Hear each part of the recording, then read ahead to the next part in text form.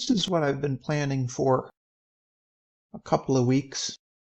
I got Train Sim World 5 a few weeks ago when it was on sale, and saved a huge amount of money because it is kind of an expensive game. But you always want to buy it on sale if you can. More on that in a minute. This is the Wikipedia page. So it says the 8th iteration of Train Sim World was announced on the 20th of August. It was released on the 17th of September 2024, 1 year on roughly from Train Sim World 4. Now it says for existing users, the base game is a free upgrade. In my case, I got so much of a sale, I'm not sure if this really affected me actually. But theoretically, that was an initial offer. And you get the starter pack, which includes the training center, the livery designer, the free roam, the formation designer, and the scenario planner. And the standard edition, which includes the West Coast Mainline in Britain from London Euston to Milton Keynes. I actually like this because some of the London routes are not modeled into London. Like, for example, the East Coast Mainline and the Midland Mainline are not actually modeled in, whereas the West Coast Mainline is modeled right out of London. You also get the Class 350s Desiro EMU, which is already getting to be pretty old at this point. When I was living in Britain, the Desiro was still brand new. It's actually used all over Britain and even in a lot of other countries. To Siemens, it's as much a brand name as it is a specific class, because they have a very wide range of trains around the world that use the name. They even have a diesel version or two. And then you also get the Class 377 Electrostar, which is incredibly cool that they included that too, although actually it wouldn't typically be seen in Euston, I don't think. It's more something that you would see out of Charing Cross or Cannon Street. Actually, I don't know about Cannon Street, but Charing Cross or Victoria, more likely. And what else have we got here? Well, some freight equipment. Also, the Frankfurt to Fulda Kinzigtalbahn. That's included. So it's an opportunity to run a few ICEs, including the ICET. And some other German stuff. They've been including German routes with Train Sim World for most of its history, and even more so with Train Simulator Classic. Then you also get a Metrolink line from Los Angeles to San Bernardino. The Los Angeles to San Bernardino line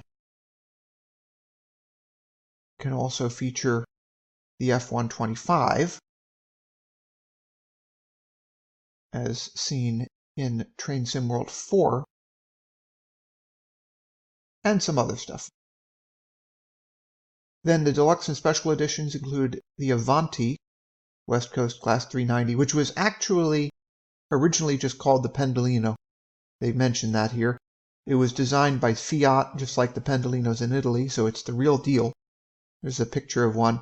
These were originally for Virgin, not for Avanti. Avanti is a new company that took over the West Coast Mainline express services after Virgin got pushed out.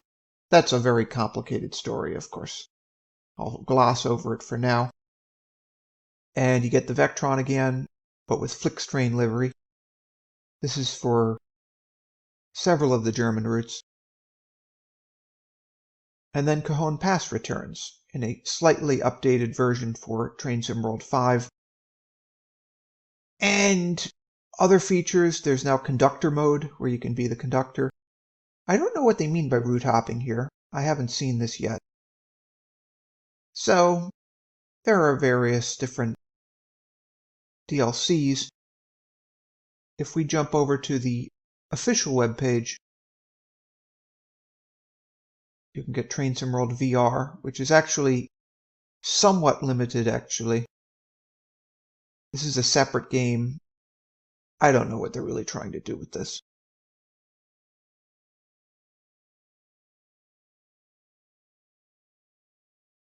I think maybe, like so many VR things, they're trying to follow the fads of the era. So we look at the Wikipedia.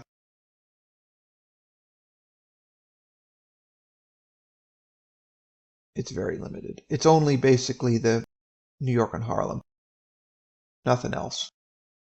So I don't know if I really am so impressed by this. I would like to get the New York and Harlem DLC for Train Sim World, though, eventually. Speaking of that, this is one of the things I wanted to point out. The game itself is rather expensive if you don't get it on sale. You see, if you get the special edition, which includes all the standard stuff, it's €119.99. And the DLCs are quite expensive, too. There's a reason why I don't have too many of them. And I mentioned that Railroad Corporation relies for its business model very heavily on the DLCs, but both Train Sim World and Train Simulator Classic have a tremendous number of DLCs now, especially Train Sim Classic. Supposedly, if you get all the DLCs for Train Simulator Classic, it can add up to $10,000. I don't know if that's true, but it's certainly thousands. And this is not cheap either. If I were to load up on the DLCs for Train Sim World 5, it would be a lot of money, actually.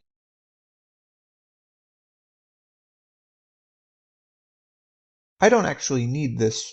Some of these also are redundant too, because this one's included in the edition of Train Sim World that I already have. They do have the Russian Railways appearing again in the DLCs. I would like to get some of those.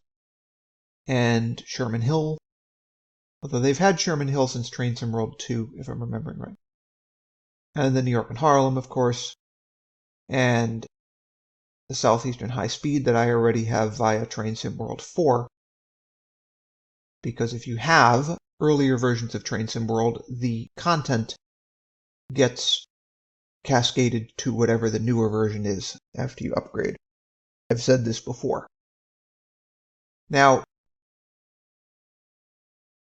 because I don't have the Rush Hour pack, I lack the London, Brighton, and South Coast Mainline, or the Victoria to Brighton route. I initially didn't regret missing this, but now I do. I kind of wish I had bought the Rush Hour pack when I got Train Sim World 2. But you can get it for Train Sim World 5 here. So this is also on my list of things I want to get. But it could add up to quite a lot of money. Each of these is at least €30. And some of them are even more. Like, if I scan up here, if I can find it, the Birmingham Cross City Line, which is the one from OpenBVE, is very expensive. It's like 35 something. And that's more than a lot of games, of course. That's not just a lot for a DLC. Let's see if we can find that one here.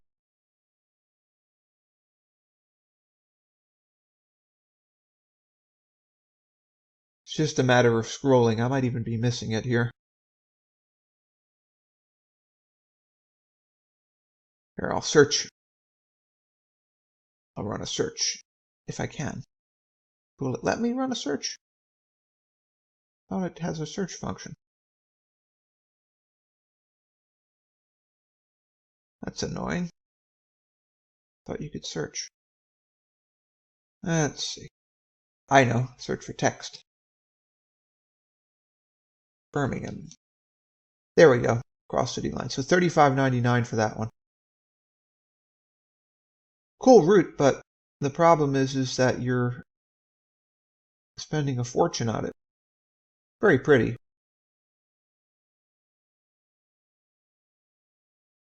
I do want it, but it's expensive, and I'm gonna, I think, have to wait until it's on sale. Yeah, that looks great. When I get it, I'll consider it worth the money, but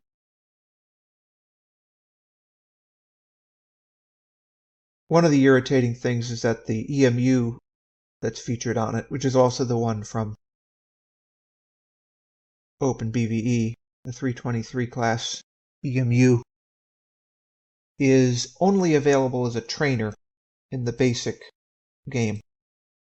They don't have any scenario where you can drive it unless you get one of the DLCs like Cross City that uses it. I find that irritating because I wouldn't mind driving the thing I've trained on.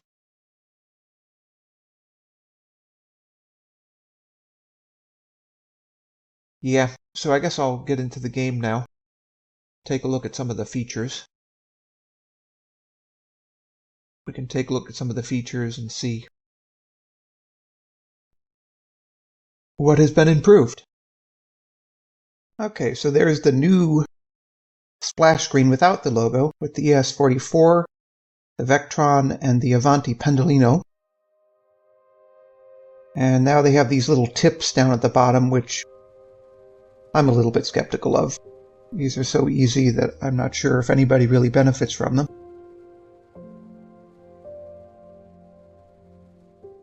There's the logo. And the Beavis and Butthead clause appearing once again, telling you not to behave like Beavis and Butthead in real life. There's the splash screen with the logo. Press any key to continue. And there's the main menu, not unlike Train Sim World 4. So if we explore a little bit here, let's see what we're going to do here.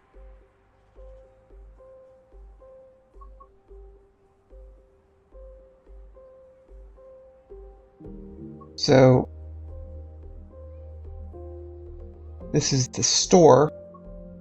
I still think the Steam store is better.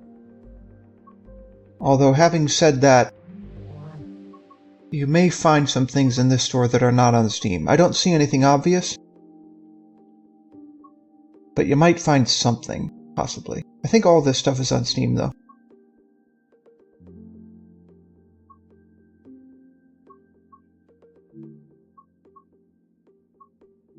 Then we have choose a route. So you can start from the route if you want, and then choose a train. I think I'm going to do the San Bernardino line from Los Angeles because I haven't done too much American stuff lately, and I said in the last playthrough for Train Sim World 4 that I would really like to do more American stuff. The train depot will put you in the other direction. You can choose a train and then choose a route. Then we have the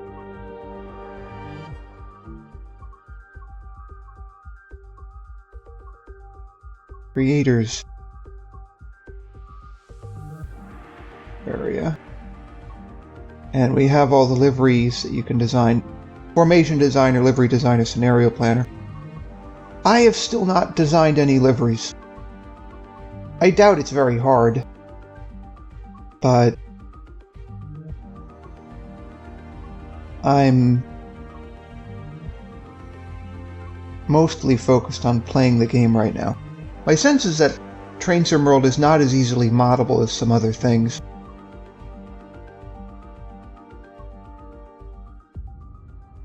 I have the sense that maybe if you want to do a lot of modding, you want to try something like Go Around Trains.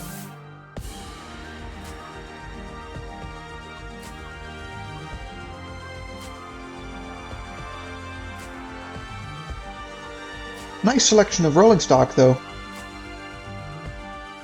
This is very well stocked, although I have some DLCs, if I'm being honest, so that's a wider selection than you might otherwise have. And there's a training center. This is more or less identical to how it was in Train Sim World 4, but we'll take a look at it anyway. The trains they have parked are the same, which I'm a little bit disappointed by. I would like to see something a little bit more interesting in there, but oh well.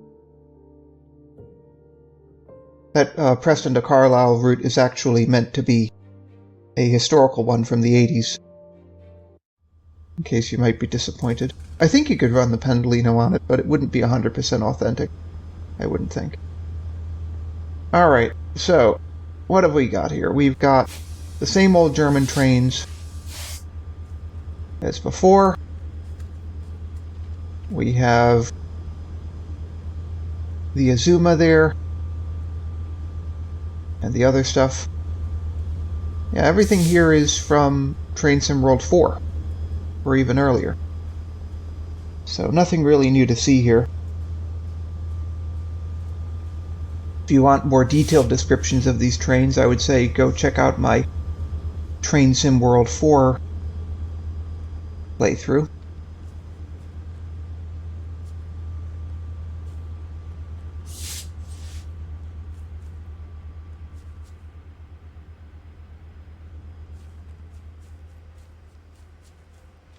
Let's just take a look around and see if there's anything new. I don't think there is, but maybe we'll get lucky here. I'm looking all around here to see if there's anything I'm missing, but I think this is more or less exactly the same set of parked trains as before. I think.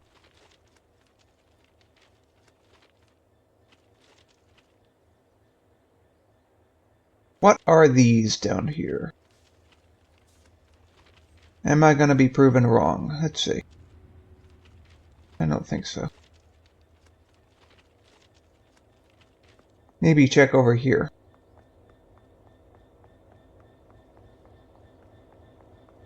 So still, more of the same. More of the same stuff from Train Sim World 4.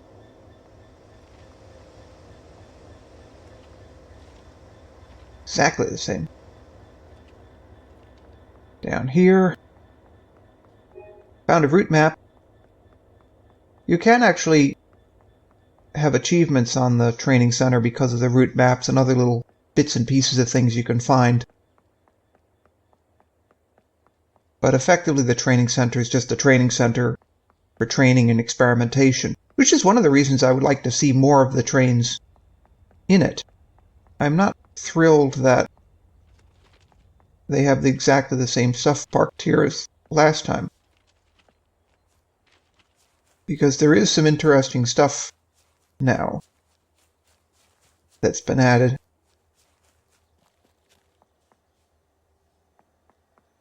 There's the 8F again. And a lot of these sidings don't have any bumpers on them. That's something you'd think they'd address. It's a little bit unrealistic for a properly equipped rail facility.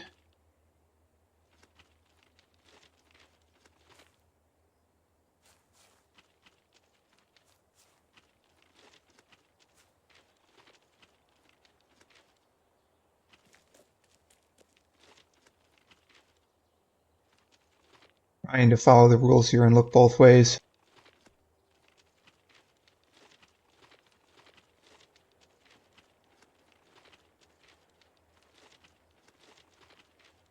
One of the things I don't like is that in Train Sim World 4 they pulled the American freight equipment out of the training center. It isn't that you could take full advantage of it in the training center, but it would be nice to have. Train Sim World 3 had it.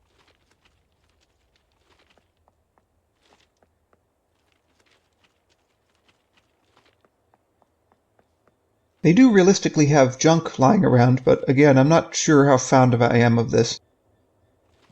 It is realistic at least to have spare rail or scrap rail, but garbage I'm not totally cool with that. It seems like you're glorifying the problems of the railroads, which I'm not fond of doing. This is an idealized portrayal theoretically for video gaming, where we can leave our problems behind for whatever that means. Let's see. They gave me an achievement. Oh yeah, just for walking. Okay. I have been walking. That's true. Let's see. What else is out here that I can show you? I don't want to spend all day on this. Don't worry, I'm not going to waste your time endlessly walking around the training facility again. I just wanted to see if there was anything I could find that might be of interest compared to the previous playthrough. This is one of my favorite features of Train Sim World, is this training facility. I've actually built one of these myself in Design Your Own Railroad many years ago, going on 30 years ago now. And it was basically the same idea. You could get a bunch of cool trains, put them in a depot, and add a test track. So I'm glad this is in here, but I kind of wish they hadn't omitted all the American stuff, or most of the American stuff. And I wish that in Train Sim World 5 they had done something new with it, like added something new, maybe from the included routes or whatever. It's a little bit disappointing that this is just more of the same. One of the things I noticed when I was taking the footage of this locomotive here, the leased German Class 185, is that I think the graphics are improved. See how the sunlight and the shadows are falling on the locomotive like that? It maybe was there before, but it looks really nice. I think they've maybe upped the graphics a bit in this version. Anyway, let's try a playthrough. I wanted to save my progress, of course. But I want to go and do a playthrough of the San Bernardino route.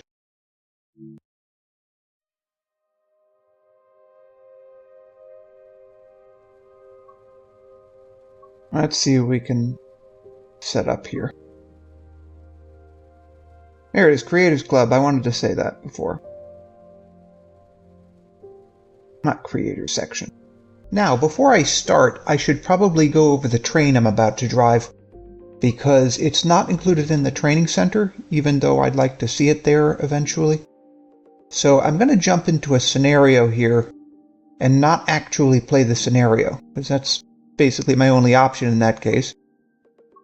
So there you have the cab control car that is at one end of the train, and then the MP36PH-3C locomotive, which again is not in the training center, even though the cab car is. These were built by Motive Power, or Motive Power Incorporated, or MPI, in the early 2000s, and they're one of the last ever locomotives to use the EMD 645 prime mover. A lot of people think the F40PH was, but actually these were. Although the version of the 645 is not like anything that came before it, because it met new emission standards. So basically it's a 645F, like what you'd have in a GP50 or an SD50, but the emissions controls are upgraded.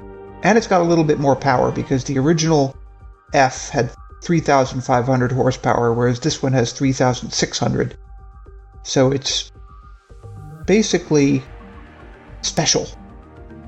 And the locomotive looks a lot like an F59 PHI from EMD, but it's not actually connected. It's like the F125 in that it looks a lot like an F59 PHI, but in reality the lineage is not connected at all. I would argue the MP36 looks a lot more like the F59, maybe because it's a little bit older, but it is not an F59 PHI. Something completely different. So, here I am in the depot in San Bernardino, and there is the Rotom cab car. But let's look at the locomotive first. Go down to the head end here. The way they have it set up, the locomotive is always at the north end and the cab car is always at the south end. I don't know if that's actually true on the real line, but it's how they've set it up for Train Sim World. There it says renewable fuel, which would mean biodiesel in this case, I'm assuming.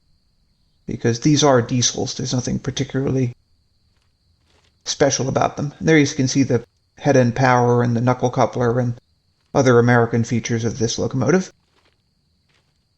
So we'll go up to the cab. And it's a lot like the F125, it's just a little bit more old-fashioned, but not really so much so. It's basically the same arrangement of the desk control stand. There's the brake power meter, which is also the ammeter, actually, because it refers to the dynamic brake, actually. And there are the regular brake gauges for the automatic. And what else have we got here? One thing that annoys me about some of the train sim world locomotives is that you can't go back into the engine compartment. The SD40 you can, but not the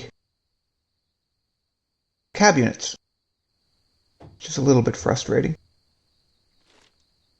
Takes some of the realism away. I mean, one of the things that's bad about that is that you can't walk back through the locomotive to get on the train. You have to get off the train at a stop. I mean, if you're driving, you have to do that, obviously, but if somebody else is driving, which in some of these scenarios the computer is driving for you, that's more of a disadvantage, actually. It means that if you have to be on the train, you have to be on the train when you depart. You can't start in the locomotive. Anyway, so these bi-level coaches remind me a lot of the City Elephant PMUs in the Czech Republic, as well as a lot of other bi-level equipment in Europe. They look really, really European, even though they're not European. As far as I know, these wouldn't fit a European loading gauge, so you couldn't even use these in Europe if you wanted to, as far as I know. But they have a very European look. And this is the cab control. Looks a little bit more old-fashioned compared to the MP36 even, but notice it does have a monitor over there on the left. So it's not really that old-fashioned. It's more or less contemporary. But I'm not actually going to drive it in the playthrough. I've decided I'm going to just drive the locomotive. I think that appeals to more people, or more rail fans anyway. Yeah, there's not much to say about this cab. It's very, very conventional. And if you know how to drive the MP36, you more or less know how to drive the cab.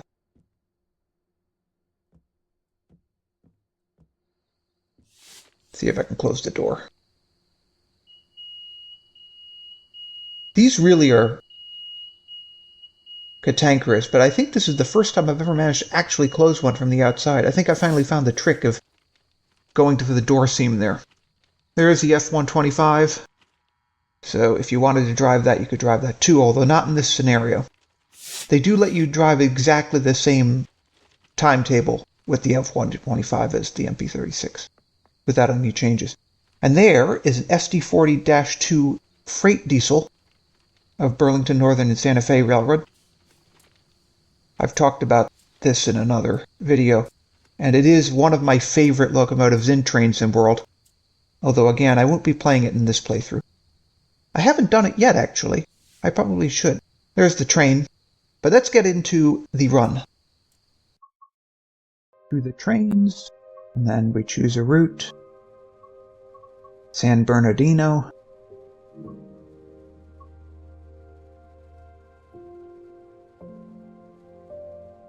The timetable is what we want. San Bernardino again. The MP36PH-3CML will be the locomotive, as I already said. And we're going to work a scheduled service straight from LA Union to San Bernardino, although I'm actually going to only take it as far as Belmonte. And this dynamic weather, I don't like the fact that the temperature is much too low for Southern California. But in the short time that I have to figure this out, I can't find the temperature control. So maybe I'll just leave it. Maybe it will snow, maybe it won't. We'll see.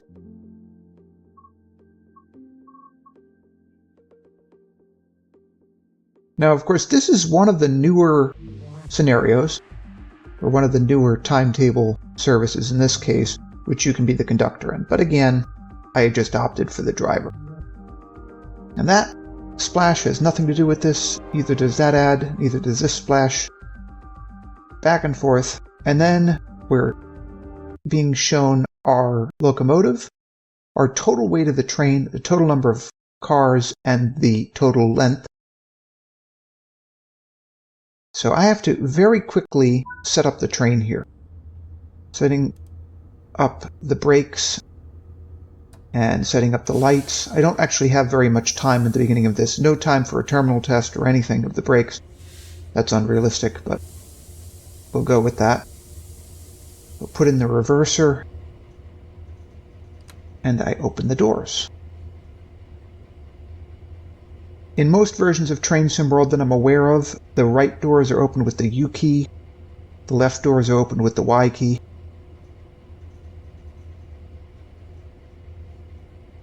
If you do the tutorials, they show you that, but it's not as obvious as maybe it should be.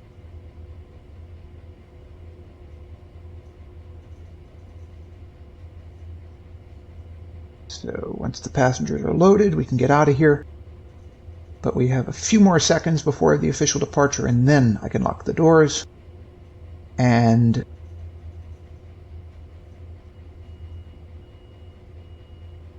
put the reverser forward, hit the horn, release the brakes, apply throttle, or apply throttle and release the brakes, pull the slack out. Now, I've found that these trains accelerate best when you use notch 4 to launch. They're very sluggish otherwise, but the problem with LA Union is the speed limit is 12 miles an hour, so you have to get off the throttle almost as fast as you get on it.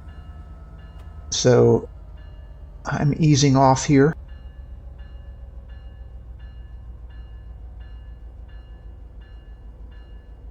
Now, the signaling on Metrolink I found in my research is much more lenient than what I was trained in NORAC. The NORAC rulebook is much stricter than whatever rulebook Metrolink are using. Obviously, if you work on Metrolink, you gotta follow instructions and not my amateur research. But I found that one of the reasons why I tend to run late on this line is that I'm going with the stricter rulebook. It's because it's what I know. For example, if you have an approach signal on Metrolink and you're driving a passenger train, you're allowed to go 40 miles an hour, which is not the case with NORAC, because they limit you to 30 in the hopes that that will make it easier to stop at the next signal. And I guess the logic on Metrolink is that the passenger trains have really nice brakes. But that seems like kind of a hazardous assumption, it seems to me. I don't know. Speaking of all that, I gotta switch on the train monitoring system, which is basically the alerter system on these units. So I just did that.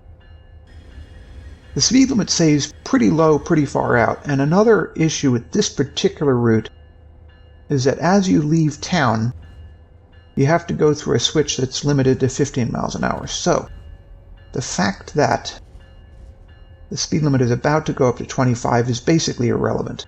It will really go from 12 to 15 for practical purposes. There I have a clear signal, but the only way in which that's relevant is that I can keep on going. I'm going so slowly that the aspect, as long as it's not a stop signal, is more or less irrelevant. Only a stop would really matter in this situation. So here I have an advance approach, the same as in the NORAC rulebook. In the NORAC rulebook, you reduce speed to 40 before the next signal anyway.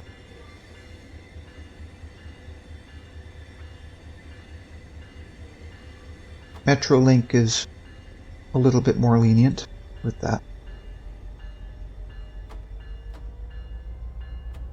You have to be ready to pass the next signal at 40 as opposed to slow down to 30. So, small difference, but my caution in driving this train was considerably more than that. So here I'm keeping the speed down. There's a double yellow. The double yellow means a diverging approach on Metrolink. It means various things on different railroads, actually. But on Metrolink it means a diverging approach. And you have to know the speed limit of the switch. I found that in some of the scenarios they don't tell you that, so if you don't know the line really well it can be a problem, but in this case I know for a fact that it is 15. So that slow clear there, or diverging clear in Metrolink terminology, is pretty much right on the money no matter which rulebook you're using. You take the switch at 15 and then you do whatever the speed limit is after that.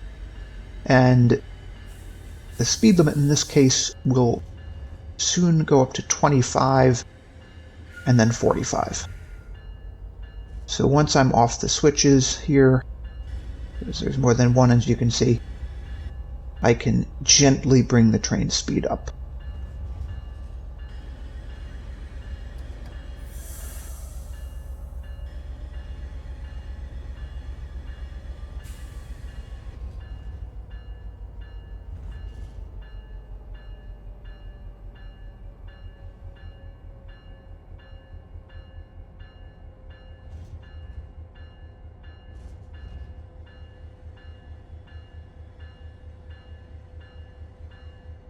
There is a speed sign just there, in case you missed it. 25 miles an hour for passenger trains, 20 miles an hour for freight trains.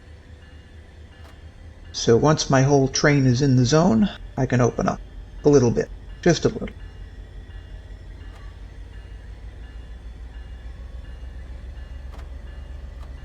There we go. So I can notch the throttle up a little bit. But that 8th notch there is kind of excessive, and as you can see from the ammeter, I have to ease off immediately anyway. But maybe it'll save me some time. 45 will be the next one.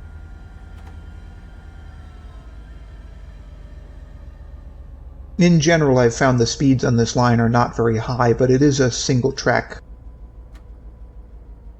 line that hosts basically local services. So these are not express trains. Not meant to be.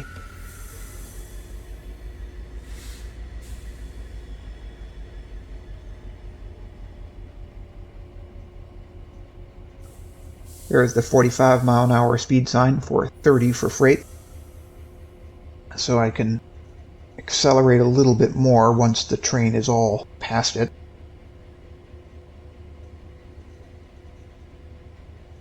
So this passenger train can go a little faster. I'll get my speed up here again with the 8th notch. It looks as if these units have some kind of traction control, actually. You can see from the little accelerometer there. Normally,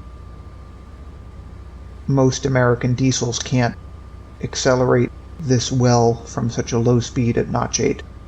But I've found these MP36s do it, and if you look at how it's kind of bouncing there in the accelerometer down in the lower right, that seems to indicate they have some kind of traction control. So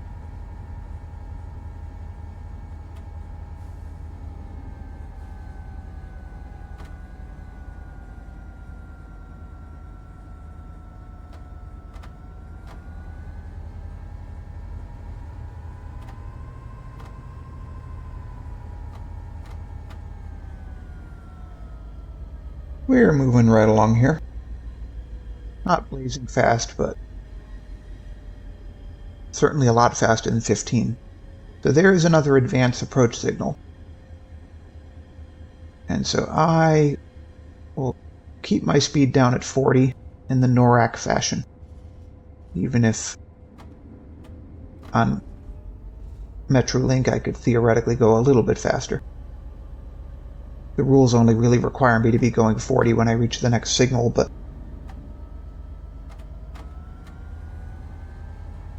I prefer the more restrictive rulebook so that I can drive the train a little bit more safely here.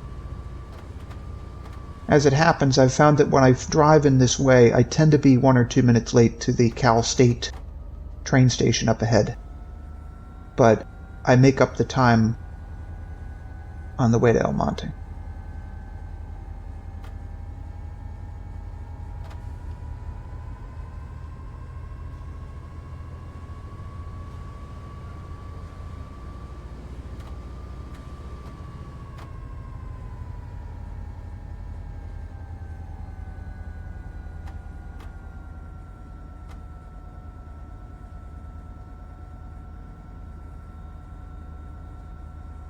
There's a lot of changes in grade on this line. It's very undulating. So you're constantly adjusting the throttle and brakes to compensate for all the changes, which I guess from a gamer's standpoint makes it a little bit more fun. There's plenty to do on this line, even with a passenger train. They have chosen to simulate all the vandalism and litter around Los Angeles. Whether it's really as bad as real life is another question. I think there's a debate to be had about whether you want to make a given railway line which is in bad shape in real life the ugliness of real life, or whether you want to idealize it. I prefer to idealize these things generally. I'm not fond of putting graffiti and litter in train simulators. It doesn't really help to teach the student anything if they're actually training. And if they're like the overwhelming majority, like me, who are just doing this for fun, it's less of an escape. I don't like that it's making it as ugly as real life, particularly. So anyway, there's another approach, but this time it's a proper approach. And I don't really have to deal with that so much because I have to stop up here at the station before I get to the next signal. So this station, as I said, is for Cal State. The platform's actually very, very short, so the train doesn't really fit when it's 6 cars long, and this is not that unusual in America, actually. In America, it's very common for train stations to be too small for the train.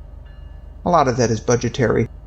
But there's also the tradition in America of not even having platforms a lot of the time, of just having a step box that passengers climb up into the train with, that the conductor or trainman will put down on the ground.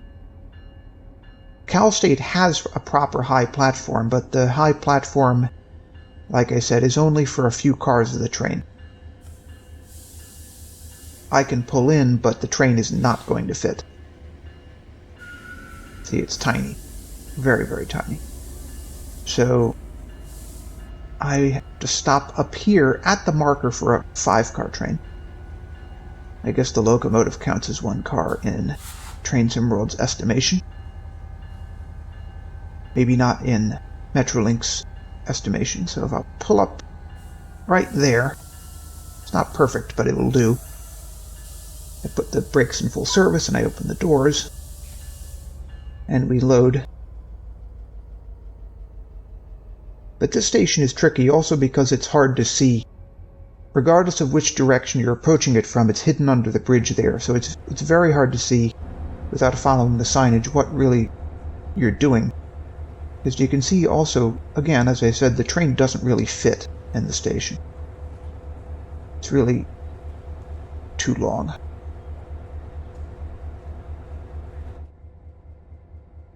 So, I lock the doors.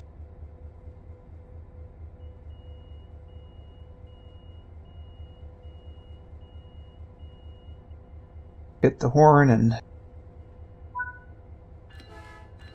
here I'm simultaneously notching out the throttle as I release the brakes.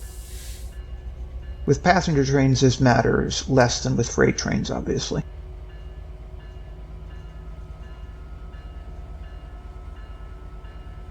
And I'm only going to go 30, because even though I'm allowed to go 40, there is a very slow switch up ahead, which is the reason for the signal aspect. The switch is only good for 15 miles an hour, so I don't want to be bearing down on it at 40 miles an hour. Again, I'm not completely sure if that's even true, but this is what I've read in my research, that Metrolink specify that. And it seems to me really it should be 30. At most. You don't want to be going down to the wire with this sort of thing. I mean, for example, what if the rails were wet, for example? These are all things you have to take into consideration.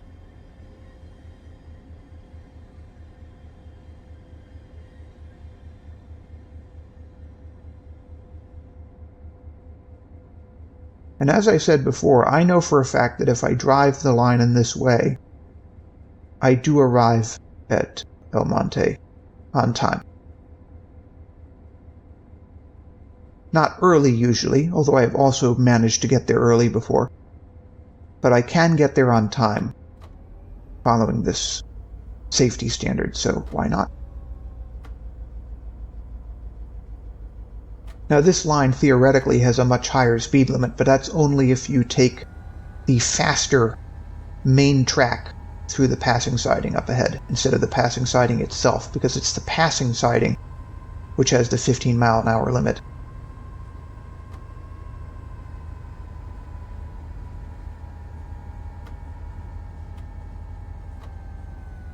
Theoretically, the speed limit here is 79, which is the fastest you're allowed to drive in the United States without cab signaling, actually.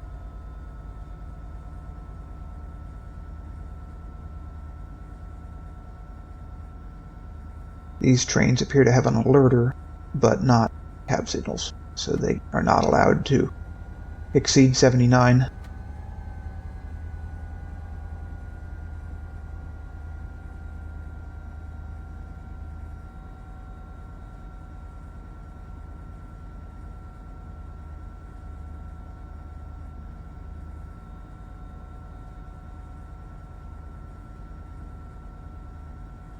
So if I were taking the main track there, I could go 55, but I have to go 15. You can see another slow clear there, or in Metrolink terms, divergent clear. And in NORAC, this would mean 15 miles an hour, and in fact it is 15 miles an hour in this case. Even though, as I said, my understanding is Metrolink don't set that in stone. NORAC do. So I'll come in slowly here. Actually, to be fair, NORAC would put the green under 2 reds. That would actually be a 30. That would actually be a medium clear. We're really being strict, but doesn't matter. I already know that this has to be 15.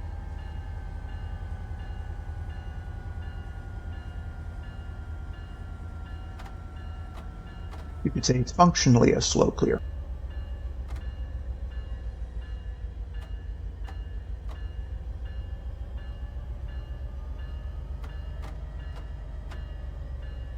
Alright, so we have a normal clear signal here, but I can't open the train up until I get it past the switch. Then we can highball for a little while. This is basically between Los Angeles and El Monte. This is the fastest stretch of track right here. But again, as I said, because of the lack of cab signaling, you can only go 79 on it. So let's go 79. Once the train is over the switch anyway.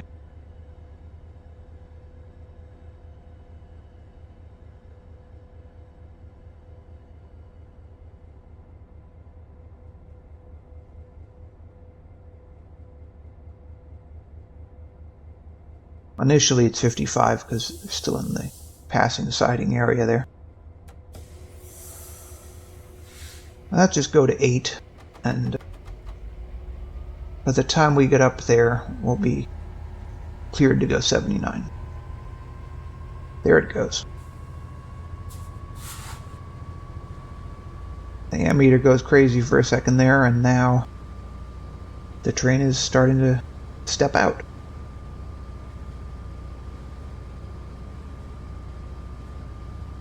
Realistically, the highway traffic is ridiculously fast because it's California, and they realistically have simulated reckless driving effect.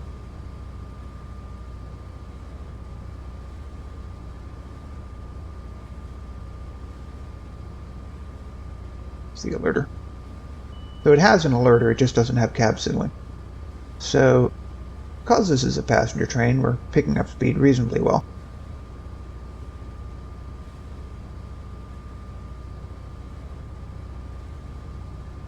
Just past 60.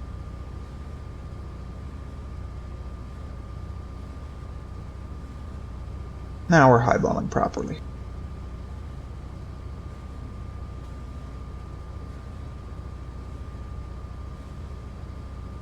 Now, right about the point where you hit 79, the grade starts to get to you, and there's a tendency to go over. So I generally get off the throttle early, and then I will often preemptively brake. Notice my alerter is warning me there. So 77, and I'm already down to notch 2. 78, and idle. 79. And on go the brakes. Now, actually, I have a signal aspect here, which is another advanced approach. So I am going to do the NORAC thing and bring my speed down to 40, gently.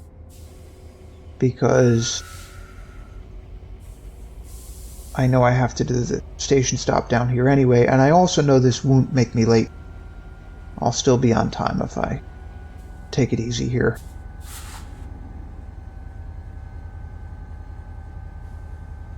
So I've done an 18-pound reduction there approximately. And the only reason I even need that much is that I'm going downhill.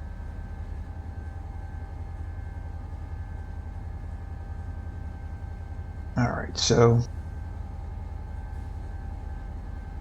down to 40 miles an hour. Now 39, 38. Up goes the throttle again because I don't want to be crawling, I just want to drive at a reasonable speed here.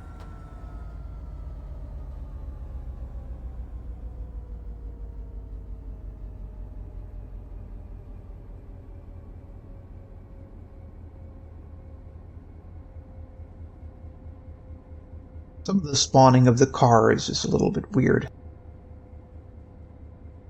I guess because it's not the focus of the game, they didn't go for super realism. They just wanted them to be reasonably convincing.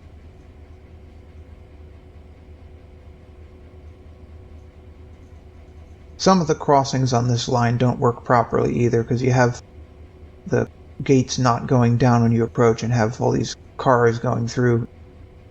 But because they don't have any crash boxes, you don't actually crash the train into them. You just kind of ghost through them. Which I guess is one way of avoiding that error, but it would probably be better just to have the gates working.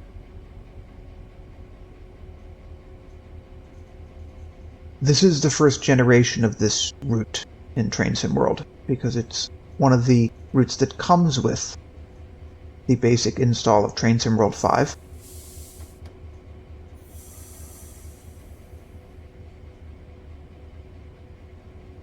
I wanted to drive it because it's American, and I've been doing a lot of European stuff in Train Sim World, and I said, well, even if there is a really cool route on the British West Coast Mainline from London Euston to Milton Keynes in Train Sim World 5, and a German route that I haven't tried before, I really feel I have neglected America in Train Sim World, so I'm giving you your American playthrough here.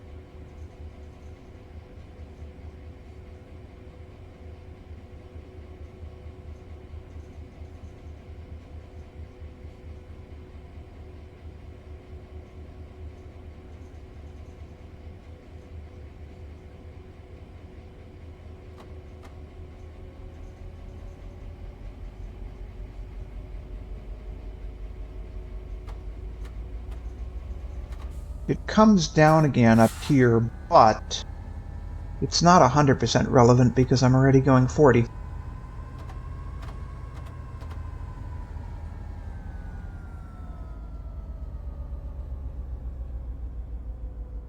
Another signal coming up here.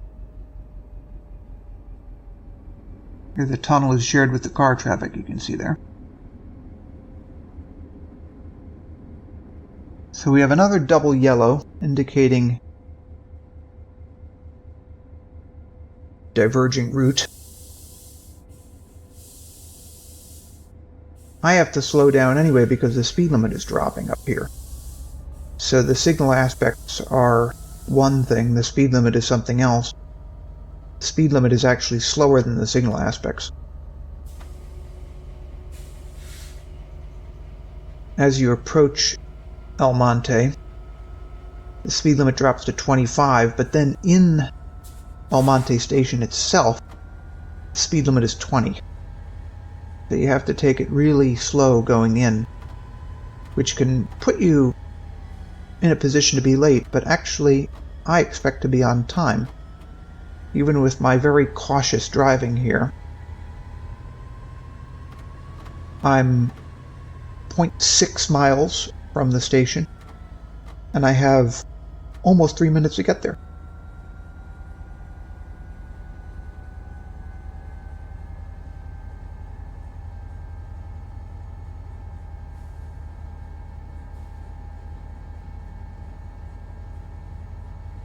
The scenery on this route is really detailed. One of the regrettable things about Train Sim World is that even though you have this ability to walk around the stations, there's almost nowhere where you can walk into the neighborhood. You might say, well, why would you want to do that? Well, because I'm a gamer and I find this fun. And unfortunately, they don't have that in Train Sim World, even though there are many games where you can wander around places that are unrelated to the immediate tasks given you by the game. There's a lot of exploring you could do in Farming Simulator and Contractville and all these others that have this virtual open world dynamic to them.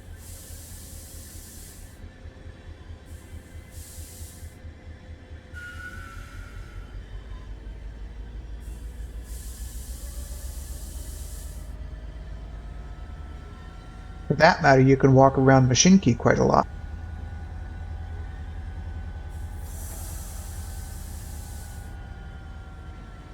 And Mashinki isn't even a proper simulator. So I'll blow my horn to pass the train up here as I did at the passing siding. And that will also leave my bell on for the arrival. And I will creep into this platform more slowly even than I have to, and I still expect that I'll be on time. Let's see how well I do.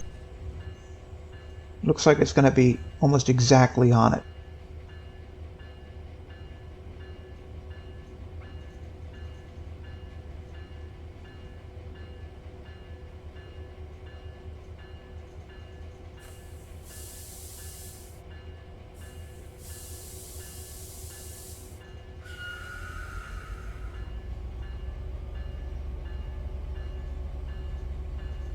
I might not spot it perfectly, but it still should be an acceptable spot.